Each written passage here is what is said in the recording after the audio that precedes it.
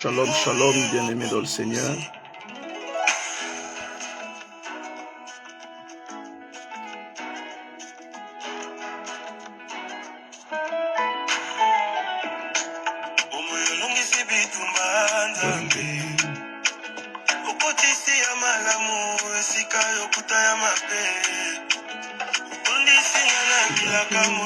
Bonjour, bonjour, bonjour, bonjour, bonjour.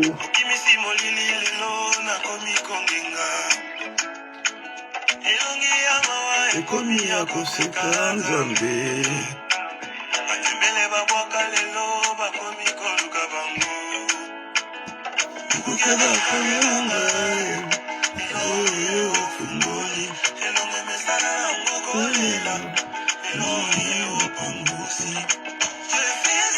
Bonjour, bonjour, bonjour, bonjour à tous.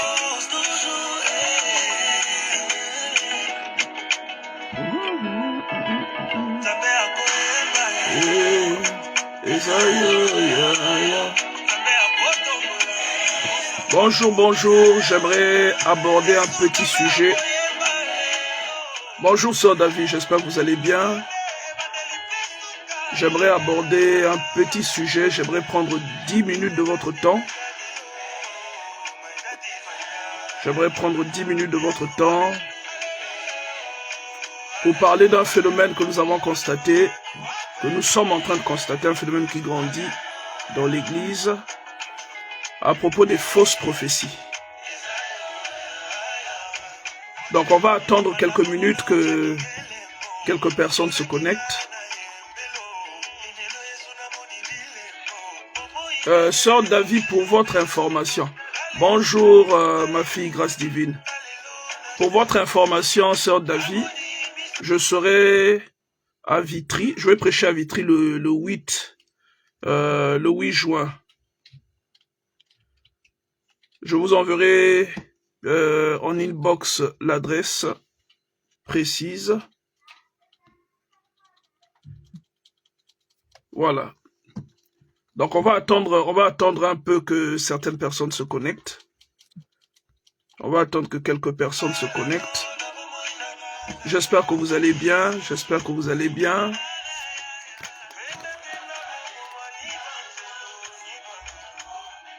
Arrête un peu ce que tu fais. Moi? Oui, toi. Donne-moi 10 minutes.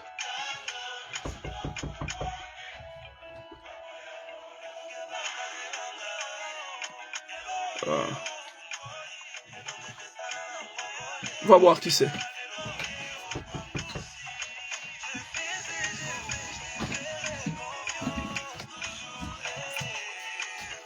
Je vais vous envoyer ça en inbox.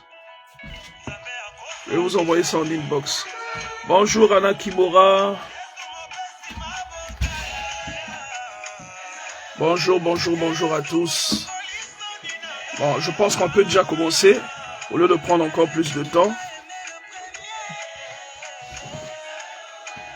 Si quelqu'un peut ouvrir sa Bible dans le livre, dans le premier livre, la première lettre des Corinthiens, 1 Corinthiens, on va dire chapitre 12. Bon, en fait, j'aimerais parler d'un sujet que mon fils le pasteur Iloki a abordé tout à l'heure, concernant les fausses prophéties, concernant le fait que certaines personnes vont toucher à des fétiches, et malheureusement, c'est quelque chose qui séduit beaucoup les chrétiens. Beaucoup de gens font l'erreur, je pense que c'est même le thème que nous avons développé la semaine passée. Bonjour Maman Mervie, que Dieu vous bénisse. Beaucoup de gens sont séduits par les dons spirituels, alors que même Matthieu chapitre 7 nous décrit clairement que ce ne sont pas ceux qui disent Seigneur, Seigneur, ou ceux qui font des miracles, qui sont réellement des enfants de Dieu. Donc j'aimerais aborder quelque chose avec vous ce matin concernant les fausses prophéties. Vous allez remarquer qu'il y a une tendance ces derniers temps dans l'Église. Des personnes soit qui vont donner une prophétie qui sort directement de leur tête, mais qui n'est pas inspirée par Dieu, ou encore des personnes qui vont toucher quelque chose afin de pouvoir faire ce qu'on appelle la divination. On nous en parle dans 1 Corinthiens, je crois, au chapitre 16. Voilà, un esprit de divination. C'est-à-dire quelqu'un à qui Dieu n'a pas parlé, mais qui va vous dire, qui va commencer à déclarer les paroles sur vous. Et parfois, par courtoisie, vous ne dites pas à cette personne-là que ce qu'elle dit est faux. Donc, vous allez faire semblant d'acquiescer, mais en réalité, ce que la personne dit ne vient pas de Dieu. C'est-à-dire la personne est en train de dire ce qui monte dans son propre cœur. En tant qu'enfant de Dieu, j'aimerais d'abord dire à quelqu'un que nous devons être décomplexés parce que Dieu nous donne des dons spirituels selon la volonté de Dieu. C'est-à-dire le don spirituel ne vient pas selon ce que vous voulez, mais le don spirituel vient selon l'utilité à laquelle Dieu vous a appelé. Amen. Je ne sais pas si quelqu'un peut nous coller 1 Corinthiens au chapitre 12 à partir du verset 4. 1 Corinthiens chapitre 12 à partir du verset 4. Lorsque vous allez regarder, vous allez voir qu'il y a deux raisons qui provoquent ce phénomène-là. La première raison, c'est la cupidité. La deuxième raison, c'est ce qu'on appelle chez nous le m'as-tu vu. C'est-à-dire une personne qui veut paraître, une personne qui n'a pas entendu une voix ou qui n'a pas entendu une instruction de Dieu, mais qui la donne quand même. En fait, c'est une personne qui veut qui veut paraître ou qui veut se donner pour ce qu'elle n'est pas. En Corinthiens chapitre 12, verset 4, si quelqu'un peut nous afficher ça, déclare, il y a diversité de dons, mais le même esprit. Je répète, il y a diversité de dons, mais le même esprit. Diversité d'opérations, mais le même Dieu qui opère en tous. Or, à chacun, la manifestation de l'esprit est donnée pour l'utilité commune. C'est-à-dire que Dieu donne un don spirituel à quelqu'un afin que ce don spirituel soit utile à la communauté. Le don spirituel que vous recevez de Dieu, ce n'est pas pour qu'il vous soit utile ou pour qu'il vous rende célèbre. Je répète, le don spirituel que vous recevez de Dieu, ce n'est pas pour qu'il vous soit utile à vous, mais ou encore pour qu'il vous rende célèbre. Mais le don spirituel que vous recevez de Dieu, c'est pour que ce don soit utile à la communauté. Alléluia. C'est pourquoi Dieu peut choisir de vous donner à vous un don de parole de connaissance. À quelqu'un d'autre, il va donner un don de langue ou un don d'interprétation de langue. Celui qui a reçu le don de parole de connaissance, s'il n'a pas reçu le don de langue, n'est pas censé, selon le plan de Dieu, forcer le don d'interprétation de langue. Ou celui qui a reçu le don des miracles, mais qui n'a pas le don des prophéties, n'est pas censé forcer le don de prophétie parce qu'il veut ressembler à celui qui prophétise. Non. Ça, en tout cas, c'est le complexe en fait. Ça vient du complexe. C'est là où vous allez voir certains hommes de Dieu, il a un don spirituel, parfois il prêche bien. Mais parce qu'il a envie de paraître, il va se ridiculiser, il va commencer à donner une prophétie qui n'est pas vraie. Il va commencer à dire des choses que Dieu ne lui a pas dit. Il va commencer à donner, il y a même des gens qui sont un peu psychologues, hein. Quand il va vous regarder, il va voir que vous avez l'air triste, il va parler de la tristesse dans votre vie, alors que c'est pas Dieu qui lui dit ça. Vous voyez, nous devons apprendre à nous contenter de ce que Dieu a mis dans notre vie. On appelle ça le contentement. Nous devons apprendre à nous contenter. Il y a quelqu'un qui peut avoir un don de chant. Il y a quelqu'un qui chante, c'est merveilleux. Il a un don de chant. Mais il n'a pas été appelé, par exemple, à la prophétie. Il y a quelqu'un qui peut avoir un don de prophétie, il n'a pas été appelé au chant. Est-ce que vous comprenez? Il est important que chacun apprenne à glorifier Dieu pour le couloir dans lequel Dieu l'a inséré. C'est Dieu, par exemple, celui qui a créé le corps humain, qui sait à quoi le doigt sert, quel est le rôle du doigt. Mais ce qui se passe dans l'église, nous avons des doigts qui veulent jouer le rôle de l'oreille. Est-ce qu'un doigt peut entendre? Est-ce que vous comprenez ça? Est-ce qu'un doigt peut entendre? Vraiment que Dieu nous aide avec le contentement. Et c'est un esprit de complexe qui va jusqu'à, si vous voulez, à pousser les gens soit à se corrompre. Donc, ils sont prêts, il y a des gens, ils sont prêts à se séparer de Dieu pour aller toucher un fétiche, ou bien ils sont prêts à faire des montages. C'est-à-dire que on vous appelle à l'avance, ah, vous voulez consulter le pasteur ou le prophète, on vous appelle, comment vous vous appelez, quel est votre problème, on prend ces renseignements-là à l'avance. Bien aimé, faites attention. Il y a beaucoup d'arnaques dans l'église aujourd'hui. On vous appelle, on prend des renseignements, on vous demande dans quel quartier vous vivez. Toutes ces informations-là sont données aux pseudo-prophètes.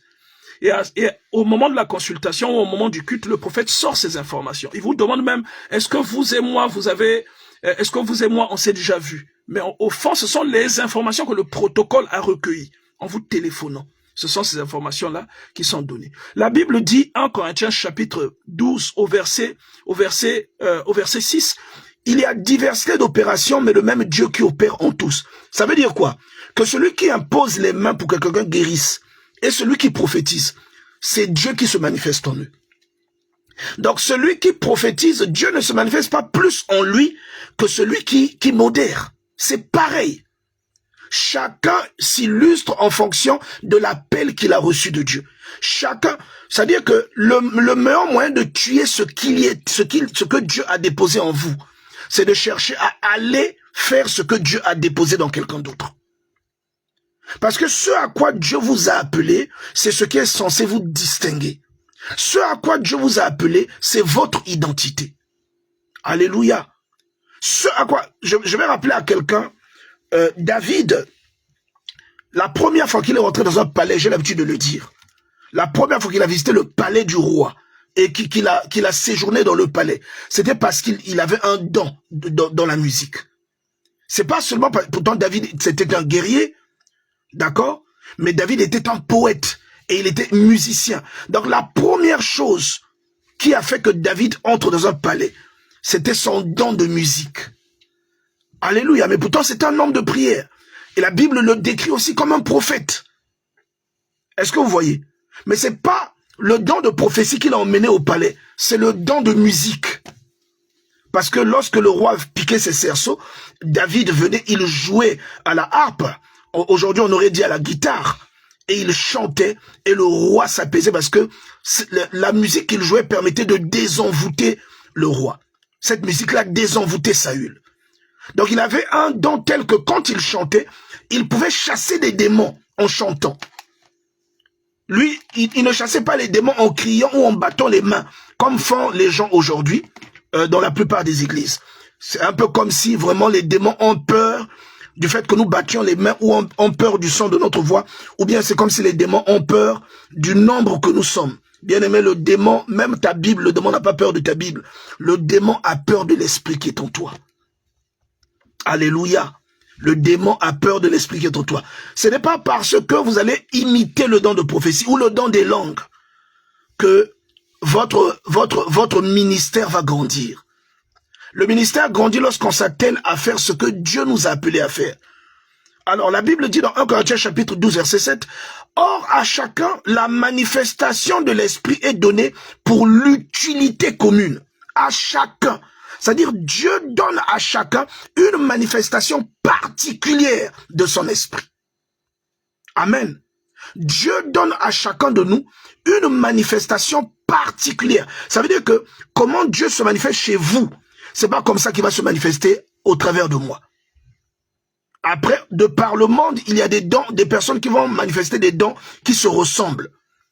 Mais nous devons apprendre à accepter le don que Dieu nous donne. Le don derrière lequel Dieu se manifeste en nous. Nous devons accepter que c'est ce don-là et nous devons l'appliquer. Après, Dieu peut donner plusieurs dons à quelqu'un. Alléluia. Dieu peut vous donner plusieurs dons. Mais le don que vous n'avez pas reçu, ne le forcez pas. Ça, c'est le conseil que j'aimerais donner à quelqu'un. Le don que Dieu ne vous a pas donné, ne le forcez pas. C'est le meilleur moyen de vous ridiculiser et même de montrer votre ignorance. Vous pouvez être très savant dans le monde séculier, mais très ignorant selon ce qui concerne les choses de Dieu. Ce que vous voyez chez l'autre que vous admirez, c'est la puissance de Dieu. Ou encore, c'est la façon dont Dieu se manifeste chez cette personne. Et chez vous, Dieu se manifeste d'une autre façon. Et il y a des gens pour qui Dieu, auquel il y a des gens à cause de qui Dieu a permis que vous ayez ce don. C'est-à-dire il y a des gens qui seront bénis derrière la façon dont Dieu se manifeste dans votre vie à vous. Amen. C'est-à-dire Dieu vous donne un don de chant pour que des gens soient bénis. Il ne vous a pas appelé à la prophétie. Dieu vous donne un don de prophétie pour que les gens soient bénis par vous. Il ne vous a pas appelé à la prédication. Dieu vous donne un don des miracles pour qu'une personne soit bénie par votre don. Mais il ne vous a pas appelé au don des langues. Il ne vous a pas appelé au don d'interprétation des langues. Alléluia. La Bible dit, en effet, À l'un, il est donné par l'esprit une parole de sagesse, à l'autre, une parole de connaissance, selon le même esprit. Vous voyez que c'est un don différent qui est en train de se manifester. Mais aujourd'hui, lorsque quelqu'un n'est pas mature, lorsque quelqu'un n'est pas brisé, lorsque quelqu'un ne connaît pas vraiment Dieu, le don qu'il voit chez l'autre, il va le convoiter. Et aujourd'hui, les dons les plus convoités, c'est le don de prophétie, le don des miracles, le don de parler en langue. Je rappelle que c'est un don. J'en discute souvent, on parle souvent de ça. 1 Corinthiens 14, allez lire, le parler en langue, ce n'est pas un truc qu'il faut déclencher mécaniquement, c'est un don spirituel. D'accord? Quand vous lisez Acte 2, par exemple, c'est un don spirituel. Quand vous lisez même le même 1 Corinthiens 12, c'est un don. Est-ce que vous voyez ça? Mais il y a des gens qui ont un complexe lorsqu'ils voient, par exemple, quelqu'un prophétiser avec exactitude. Il est capable d'aller chez un féticheur pour vous séduire. Et vous, qu'est-ce que vous allez faire? Vous allez être convaincu que Dieu est dans la vie de cette personne. C'est comme ça que vous vous retrouvez sur des montagnes avec des gens qui abusent de vous. Que vous vous retrouvez dans votre maison avec quelqu'un qui dit « je vais venir vous faire un travail ». Il couche avec vous. Parce que vous avez vu un don de prophétie chez la personne et vous croyez que Dieu est dans la vie de cette personne. Alors que ce n'est pas le cas. Le cœur de la personne est corrompu. Est-ce que vous voyez ça?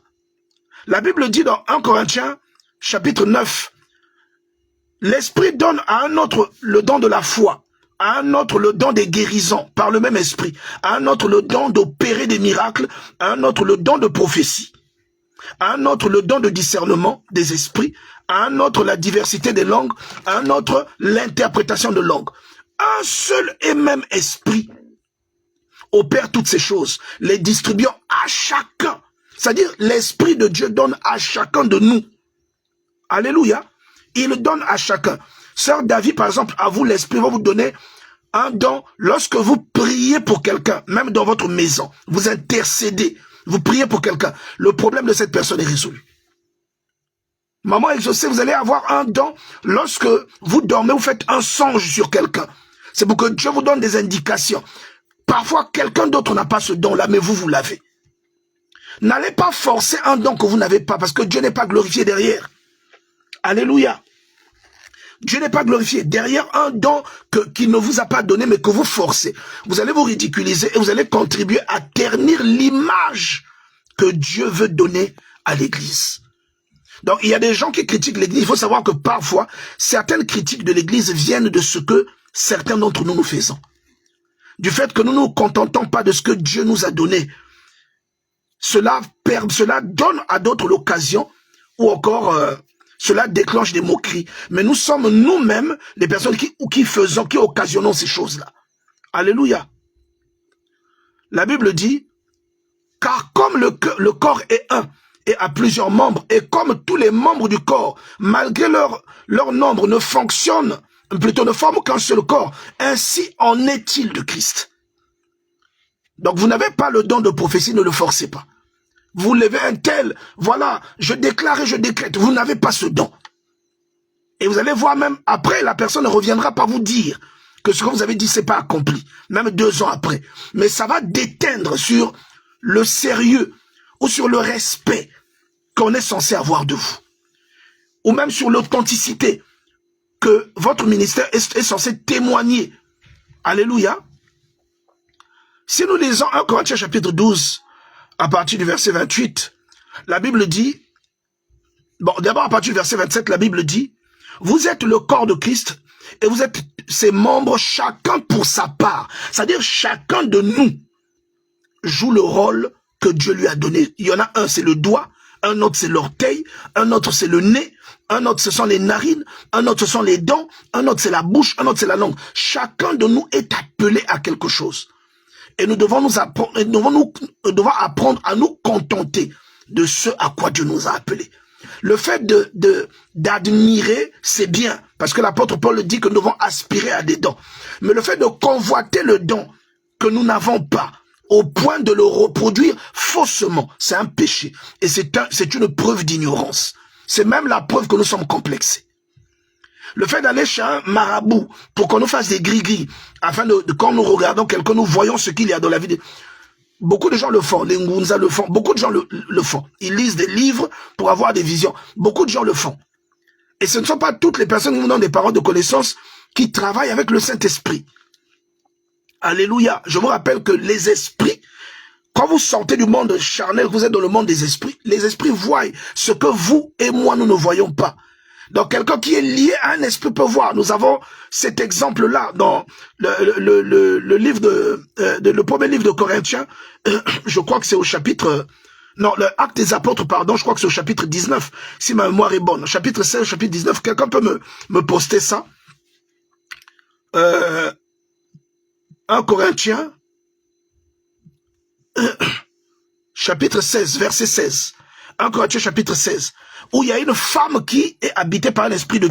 La Bible dit Python, mais en réalité, le Python, c'est le diable. Donc, c'est un esprit de divination qui lui permettait de prophétiser. C'est-à-dire, la femme-là donnait les paroles de connaissance même à l'apôtre Paul. Mais l'apôtre Paul avait le Saint-Esprit. Il savait que ça, ce n'est pas le Saint-Esprit qui parle. C'est un démon. Est-ce que vous voyez? Il y a beaucoup de gens qui se sont retrouvés abusés parce qu'ils ont cru que derrière une parole de connaissance, il y a Dieu. Obligatoirement. Et nous sommes en train de faire une étude. Allez sur notre site Ministère Bethesda, YouTube ou bien Facebook. Vous allez voir cette étude que nous faisons sur les trois principes erronés que nous devons dégager de notre compréhension de la foi. Amen. Donc, bien aimés, apprenez à vous contenter de votre don. Dieu vous a appelé à la prédication, prêcher. Dieu vous a appelé au chant, chanter. Dieu vous a appelé à l'intercession, intercéder. Dieu vous a appelé au parler en langue, parler en langue. Nous avons lu ça, non? 1 Corinthiens 12. Regardez, quand nous lisons au verset 28, la Bible dit, Dieu a établi dans l'église premièrement les apôtres, secondement les prophètes, troisièmement des docteurs, ensuite ceux qui ont le don des miracles, puis ceux qui ont des dons de guérir, de secourir, de gouverner, de parler diverses langues. Vous voyez, c'est un don. C'est un don. Ensuite, il dit, tous sont-ils apôtres? C'est une question rhétorique, j'ai l'habitude de le dire. C'est une rhétorique pour dire que tous n'ont pas reçu le même don. Il y en a qui ont plusieurs dons, mais il y en a qui n'en ont qu'un seul. Mais tous n'ont pas reçu un seul don. Tous sont-ils apôtres? Tous sont-ils prophètes? Non. Tous sont-ils docteurs? Non. Tous sont-ils le don de miracle? Non. Il y a des gens qui parlent en langue qui n'ont pas le don de miracle. Il y a des gens qui prophétisent qui n'ont pas le don des miracles. Alléluia. Tous sont-ils le don des guérisons? Non. Tous parlent-ils en langue? Non. Aujourd'hui, dans nos églises, tout le monde parle en langue. La Bible est là. Tous parlent-ils en langue? Non. Tous interprètent-ils? Non. Tout le monde n'est pas appelé à faire la même chose. Dieu est un Dieu des diversités. Et le fait de vouloir imiter ou reproduire volontairement le don de quelqu'un est un esprit de complexe. C'est un manque de révélation. C'est un manque d'humilité. Et c'est aussi un manque de soumission à Dieu. Parce que le don, c'est Dieu qui le donne. Le don ne s'improvise pas. Alléluia. Le don spirituel ne s'improvise pas. Il n'y a pas d'improvisation. Vous ne pouvez pas improviser le don du parler en langue. Il y a des gens, il n'a pas été saisi par l'esprit, il est en train de prêcher. Rokoro bababa. Non. Non. C'est un complexe. Parce que vous avez entendu, et c'est devenu une mode. Il y a des gens, il est en train de prier ou de prêcher. Dieu ne lui a pas parlé du haut de la chair. Il commence à prophétiser. Mais cette prophétie-là ne vient pas de Dieu. Il est en train de la forcer. Il connaît quelques détails de ta vie, ou quand il te voit, tu es un peu triste, il te voit, tu as un pied enflé, ou il te voit, il a appris que tu t'es séparé avec quelqu'un, il va dire ces choses-là comme si c'était une prophétie. C'est un manque d'humilité et c'est un esprit de complexe, bien-aimé dans le Seigneur. C'est une forme de complexe. Nous devons fuir ces choses. Nous devons aimer la simplicité. Dieu est simple. C'est pour cela que vous allez voir que le Dieu de diversité n'a pas créé la même chose. Regardez la diversité de la faune. Regardez la diversité de la flore. Regardez même la diversité du genre humain. Il y en a qui sont grands, d'autres sont petits, d'autres sont minces, d'autres sont gros. Pourquoi, à votre avis? Pourquoi? Il y en a qui parlent vite, il y en a qui parlent lentement. Il y en a qui sont loquaces, d'autres sont taciturnes. Pourquoi, à votre avis? Il y a des blancs, des noirs, des rouges, des jaunes. Pourquoi? Parce que Dieu est un Dieu des diversités. Et il tient à cette diversité. C'est pourquoi, par exemple, vous allez voir que la façon dont Dieu est apparu à Moïse, dans un buisson enflammé, ce n'est pas comme ça qu'il est apparu à Abraham. Vous comprenez? Ce n'est pas comme ça qu'il est apparu à Jacob, Genèse 28. Il apparaît à Jacob en haut d'une échelle, depuis les cieux. C'est pas comme ça que Isaac l'a vu. Alléluia. Ce n'est pas comme ça que Gédéon l'a vu dans Juge chapitre 6, alors qu'il battait du froment. Dieu est un Dieu des diversités. Vous comprenez ça? Mais nous suivons les phénomènes de mode. Tout le monde a la prophétie et à la mode. Tout le monde veut prophétiser. Tout le monde est devenu prophète. Dieu vous a appelé à prêcher ou à modérer ou à chanter. Vous chantez, vous arrêtez, vous faites une prophétie. Vous modérez ou vous prêchez, vous arrêtez, vous faites une prophétie. Vous n'êtes pas appelé. Il y a même des grands ministères, hein, des grands pasteurs qui sont tombés dans ce piège et qui se sont cassés la gueule publiquement. Parce qu'ils ont dit une chose que Dieu ne leur a pas commandé de dire. Alléluia. Ils ont dit une parole que Dieu ne leur a pas commandé de dire. La Bible traite de ces cas. On nous prévient, mais vous savez le piège chez nous les chrétiens, parce que nous ne lisons pas la Bible. La Bible met en garde. Vous allez perdre votre dignité. Vous allez perdre votre... Comment on va dire ça? Si nous lisons par exemple 1 Corinthiens, Deutéronome chapitre 18. Si nous lisons Deutéronome chapitre 18, à partir du verset, on va lire à partir du verset 18. Deutéronome 18, verset 18. La Bible dit, si quelqu'un, alors la Bible dit au verset 18, je susciterai du milieu de leurs frères un prophète comme toi. Non, je leur susciterai du milieu de leurs frères un prophète comme toi. Un prophète comme toi. Je mettrai mes paroles dans sa bouche et je leur dirai tout ce que je lui commande. Et il leur dira tout ce que je lui commanderai. C'est-à-dire ce qu'un prophète dit, c'est ce que Dieu, c'est-à-dire ça doit venir de Dieu. C'est ce que Dieu doit dire au prophète. Si Dieu ne vous a pas parlé, vous avez parlé par audace. Et il va le dire ici. Si quelqu'un n'écoute pas mes paroles, qu'il dira en mon nom, c'est moi qui lui en demanderai compte, d'accord? Et il ajoute, mais le prophète qui aura l'audace de dire en mon nom une parole que je ne lui aurais point commandé de dire, ou qui parlera au nom d'autres dieux, ce prophète-là sera puni de mort. Est-ce que vous voyez ça?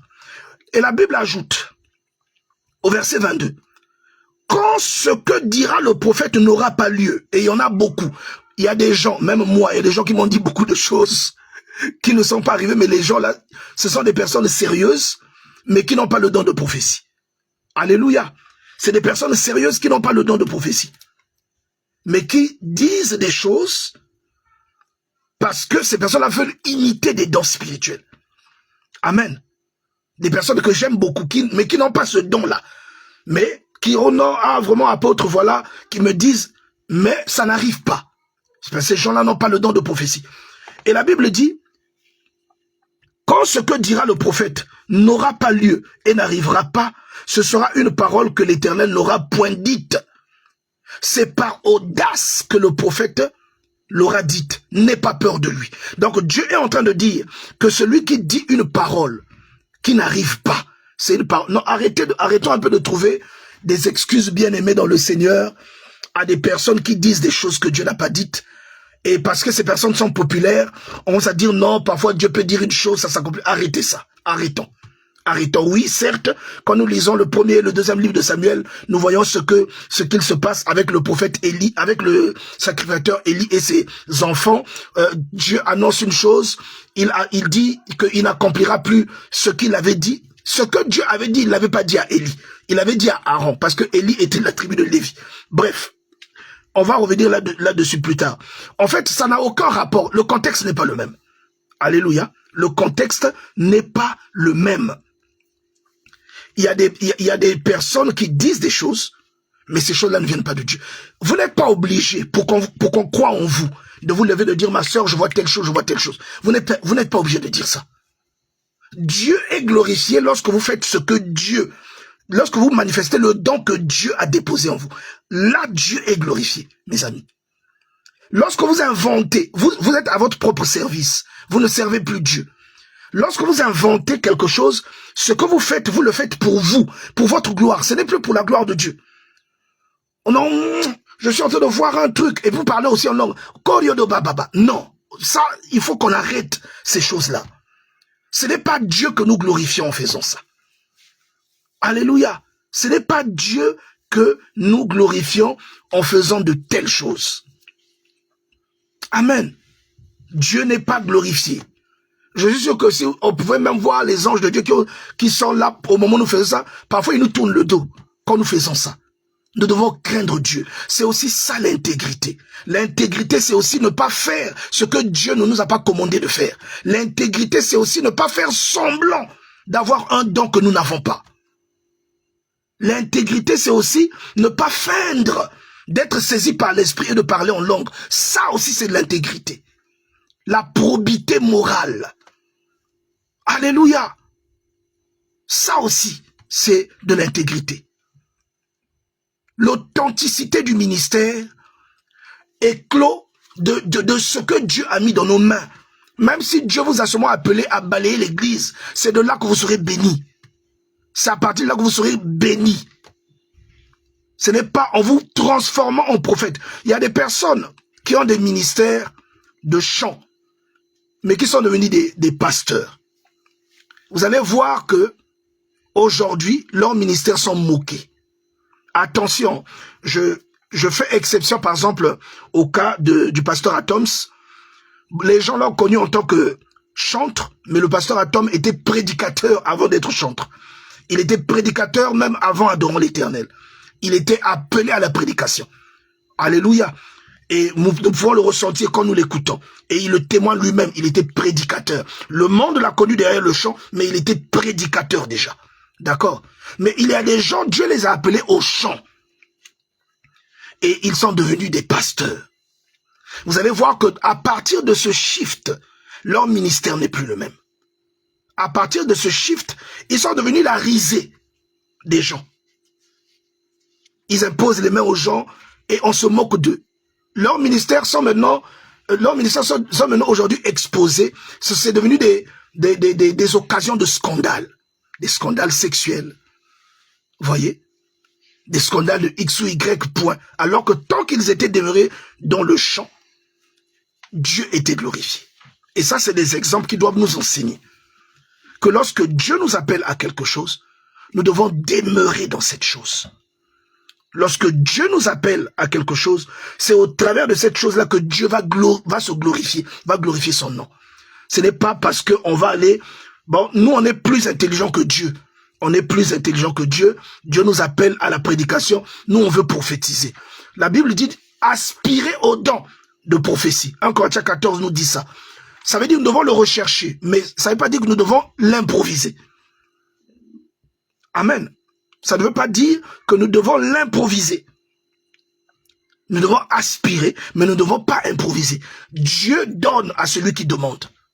Si vous aimez tant le don de prophétie, demandez-le à Dieu. Il vous permettra de prophétiser de manière authentique. Moi, je préfère vraiment quelqu'un qui vient me dire, apôtre, vraiment, tu m'avais... J'ai même oublié. Des fois, il y a des prophéties que j'oublie. Mais quelqu'un vient me dire, ah, vraiment, il y a telle prophétie que tu m'avais donnée, vraiment, je vis ça. Et Dieu est glorifié. Des fois, je me rappelle même plus. Des fois, c'est mes enfants qui me rappellent ça. Ah, papa, tu avais dit ça, ça, ça. Oui, Dieu est glorifié. Si Dieu ne me dit pas de dire une chose, je ne la dis pas. Et ainsi, Dieu est glorifié et je préserve mon authenticité. D'accord? La Bible dit quand nous allons dans 1 Samuel, vous voyez, Dieu avait investi Samuel comme prophète. Et la Bible dit que dans 1 Samuel, chapitre 1, dans 1 Samuel chapitre 3 au verset 19, Samuel grandissait. L'Éternel était avec lui. Il ne laissait tomber en terre aucune de ses paroles. Alléluia. Il ne laissait tomber en terre aucune de ses paroles. C'est-à-dire, toutes les paroles que Samuel prononçait se réalisaient. Ça, c'est un prophète. Il n'y a pas un truc qui a tapé à côté, qui a tapé poteau. Après, les gens sont venus dire, non, il faut comprendre Samuel. Dieu aussi peut dire des choses. Après, la chose action n'arrive pas. C'est faux.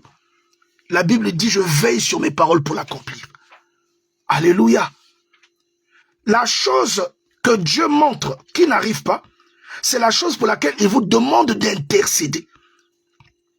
Par exemple, il vous montre que quelqu'un va avoir un accident. Il vous dit de prier pour ça. Vous priez, l'accident n'a plus lieu. Là, c'est différent. Alléluia. Vous priez, l'accident n'a plus lieu. Est-ce que quelqu'un comprend cela? Ça, on peut dire oui. Mais une chose que vous annoncez, la chose se passera comme ça. Vous affirmez. Vous dites ça, ainsi dit l'Éternel, ça n'arrive pas. Non. On doit arrêter ça. Il y a des mariages qui ont été prophétisés, qui ont été prédits, qui n'ont jamais eu lieu. Pourquoi? Parce que les prophéties là n'étaient pas authentiques. Après, il y a aussi parfois des responsabilités qui sont liées aux personnes concernées. Parce que, quelle que soit l'onction que vous avez, si vous crachez en haut comme ça, là, la salive là va retomber sur vous. Si vous sautez du haut d'un immeuble, vous allez mourir. Donc, il y a des choses qui dépendent de vous.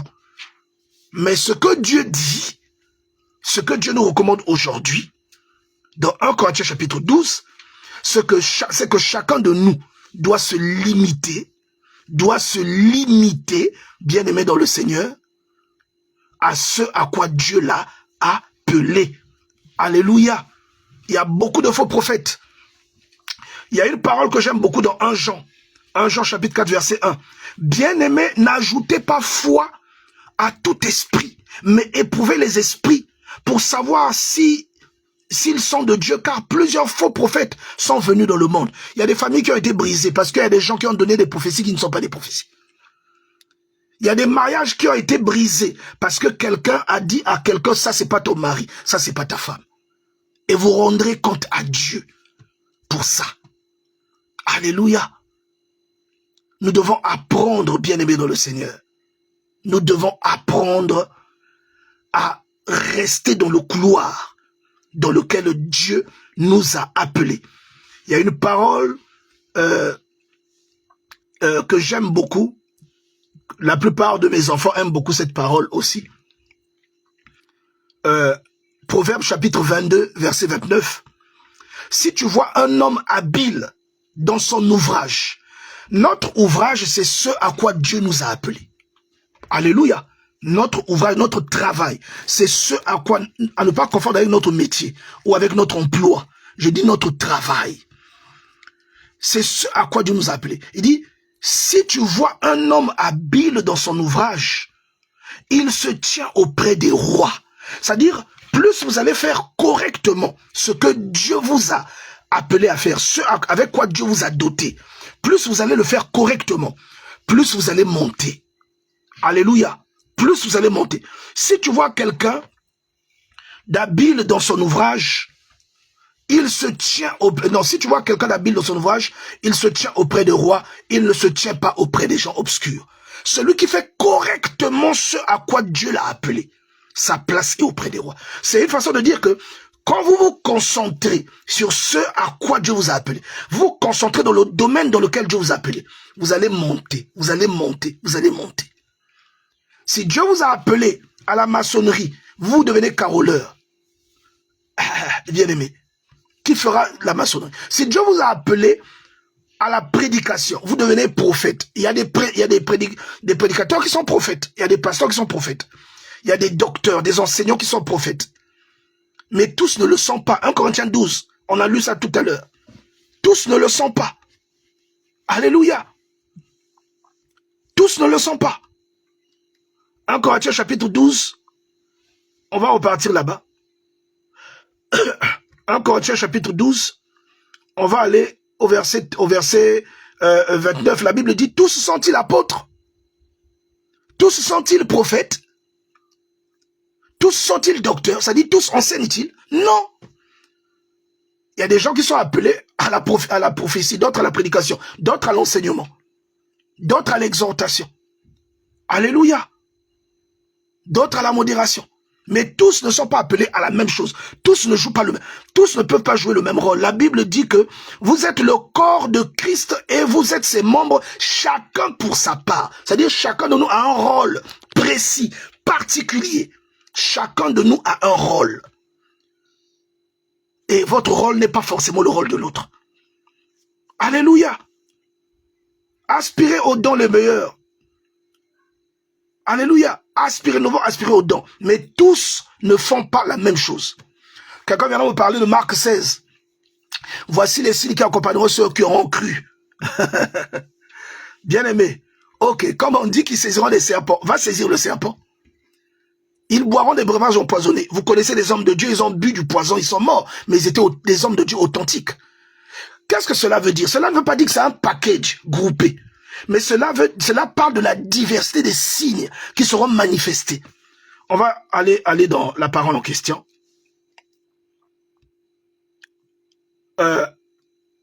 Marc chapitre 16. On va aller à partir du verset 15. Bon, à partir du verset 16. Celui qui croira sera baptisé. Voici les miracles qui accompagneront ceux qui auront cru. En mon nom, ils chasseront des démons.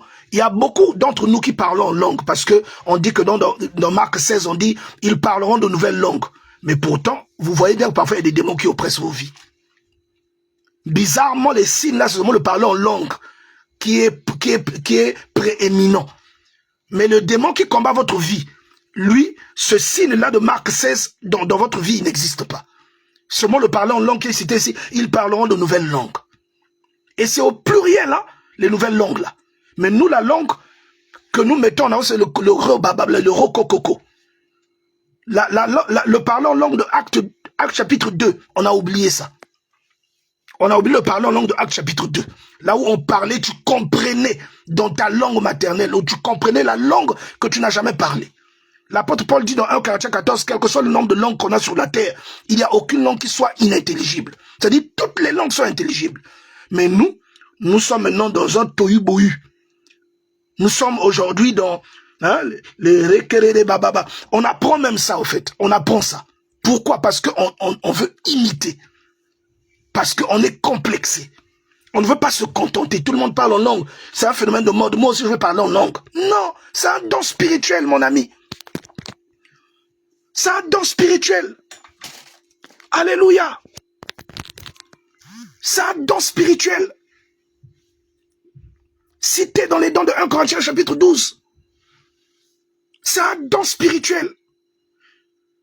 En mon nom, ils chasseront des démons. Ils parleront de nouvelles langues. Ils saisiront des serpents. S'ils boivent quelques breuvages mortels, ils ne leur feront aucun mal. Ils imposeront les mains aux malades. Les malades seront guéris. Il n'y a pas de problème de parler en langue. Imposez les mains aux malades. Voyez s'ils sont guéris. Pourquoi on s'agrippe seulement à un seul signe? On a des malades parmi nous. Cette parole nous renvoie à l'évidence que les dons là, ce n'est pas un package, mais ce sont des dons qui peuvent être manifestés de manière individuelle ou de manière séquentielle.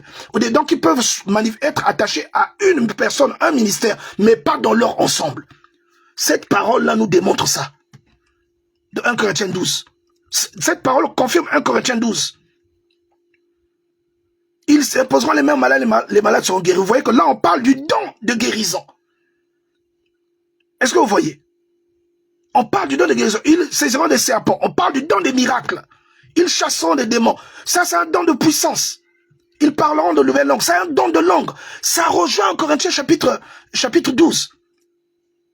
Ça rejoint 1 Corinthiens 12. C'est-à-dire que c'est pas un groupe de dons que tous les chrétiens ont. C'est-à-dire que de lundi, mardi, mercredi jusqu'à dimanche, tous les dons là sont là et tu les manifestes. C'est faux.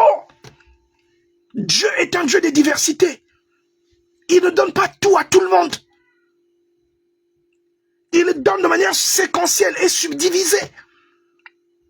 C'est pourquoi ce que Moïse a manifesté, c'est pas ce que Jacob a manifesté. Ce que Jacob a manifesté, c'est pas ce que David a manifesté. Et pourtant, tous les trois, ils étaient prophètes. Dieu est un Dieu de diversité. Alléluia. C'est un Dieu de diversité. On aspire à un don, Dieu peut nous le donner. Mais c'est pas parce que Marc 16 a dit, ils parleront de nouvelles langues, que ça veut dire, toi, tu as ce don-là. 1 Corinthiens 12 dit que à d'autres, ils donnent le don des langues, à d'autres le don des guérisons, à d'autres les dons des miracles. Donc les dons-là sont parfois distribués de manière, pas comme un package, mais de manière individuelle. Et ils peuvent croître. Et Dieu peut ajouter des dons à quelqu'un. Amen. C'est cela que je voulais dire à quelqu'un aujourd'hui. Je vais terminer en relisant 1 Corinthiens chapitre 12, parce que je vois qu'il y a d'autres personnes qui n'étaient pas là au début. 1 Corinthiens 12, je vais lire à partir du verset 7. Bon, déjà, à partir du verset 4, on dit, il y a diversité des dons, mais le même esprit. Diversité des ministères, mais le même Seigneur. C'est-à-dire que même si moi je ne prophétise pas et que toi tu prophétises, même si moi je rokoko bababa et toi tu ne rokoko bababa pas, ça vient d'un même Dieu.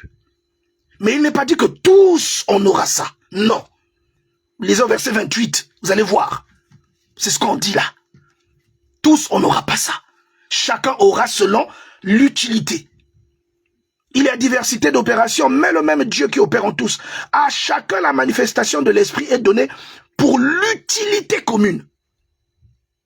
En effet, à l'un, il est donné par l'esprit une parole de sagesse. Ça, c'est un don. À l'autre, une parole de connaissance. Ça, c'est un autre don. À l'autre, selon le même esprit. À un autre, le don de la foi. Ça, c'est un autre don.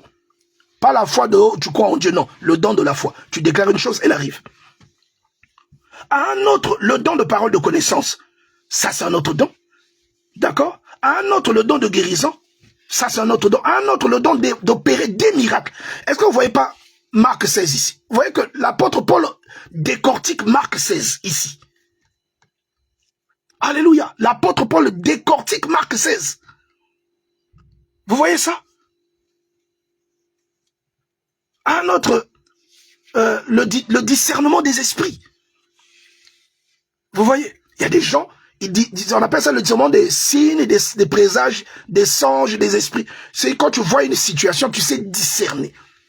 Tu sais, quelqu'un peut parler, mais tu discernes de quoi la personne est animée. Vous avez vu Jésus faire ça avec Pierre. Arrière de moi, Satan. Mais il parlait à Pierre, mais c'était Satan qui était derrière. Tu vois ça? Alors que ce que Pierre disait était bien. Mais vous dites un truc bien. Quand on vous recadre, parfois vous vous fâchez. Vous voyez? À un autre, la diversité des langues. Vous voyez donc que c'est pas la même personne qui reçoit tout ça. Un autre reçoit la diversité des langues. À un autre, l'interprétation. Un autre reçoit l'interprétation. Et celui qui a le don peut demander un autre don. C'est ce que l'apôtre Paul dit. Il dit, un seul esprit opère toutes ces choses, les distribuant à chacun, en particulier comme il veut. Donc arrête de forcer le don de prophétie. Tu ne l'as pas. Tu n'as pas ce don. Arrête de forcer le don de prophétie. Prie pour que Dieu te le donne. Oui, tu l'auras. Mais tu ne l'as pas, ne le force pas. Il ajoute, comme le corps est un et a plusieurs membres, et comme tous les membres du corps, malgré leur nombre, ne forment qu'un seul corps, ainsi en est-il de Christ. C'est pas parce que tu ne prophétises pas que Christ n'est pas glorifié. C'est pas parce que l'autre chante et que toi tu ne chantes pas que tu n'es pas glorifié. C'est pas parce que l'autre prêche que toi tu ne prêches pas que tu n'es pas glorifié. Dieu a donné selon l'utilité commune. Alléluia. Alléluia. Tous ne sont pas apôtres, tous ne sont pas prophètes, tous ne sont pas docteurs.